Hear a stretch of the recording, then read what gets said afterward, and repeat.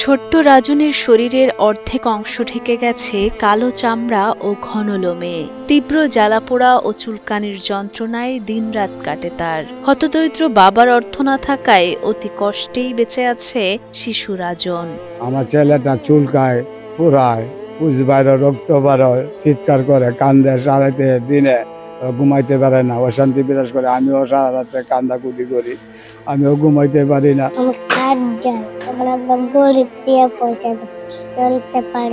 নেত্রকোনার বারহাট্টা উপজেলার নোয়াগাঁও গ্রামের দিনমজুর যতন মিয়ার ছেলে রাজন। জন্মের পরই তার শরীরে দেখা যায় কালো চামড়া। বয়স বাড়ার সাথে সাথে রাজনের অর্ধেক শরীর ঢেকে যায় কালো চামড়ায়। সেই সাথে অসহ্য চুলকানি ও তীব্র জ্বালাপোড়া তো আছেই। আমার ছেলে সারাদিন লই আমি বইয়া তাই রাইতে দিনে 14 ঘন্টা ললা তুললা খাওয়াই দুলা ভাতও খাইতেন না, খাদ্যানি ঠেলা, রক্ত বাইরে, ভুজ বাইরে আমার ছেলে। চিকিৎসক জানিয়েছেন বিরল চর্মরোগটিকে জায়ান্ট কনজেনিটাল মেলানোসাইটিক নিভাস বলা হয়, যা একটি বিশালাকার জন্মগত তিল। ভবিষ্যতে এটি থেকে ত্বকের ক্যান্সার অর্থাৎ মেলানোমা হওয়ার ঝুঁকি থাকে। এটি দীর্ঘমেয়াদী ও বহু ধাপের চিকিৎসা প্রক্রিয়া।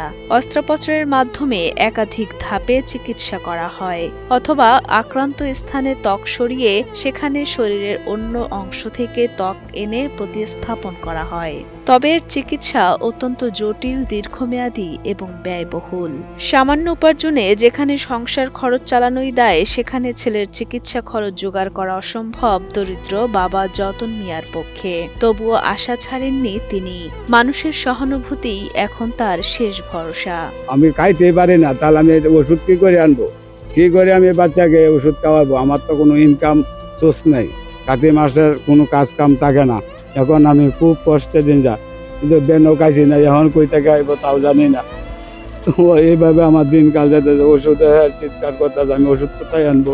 দেশবাসী যদি আমাকে সাহায্য করেন তাহলে আমি বাচ্চাটাকে বাঁচাইতে পারবো, আর না হলে সে এই অবস্থা আজীবন চলে যাবে।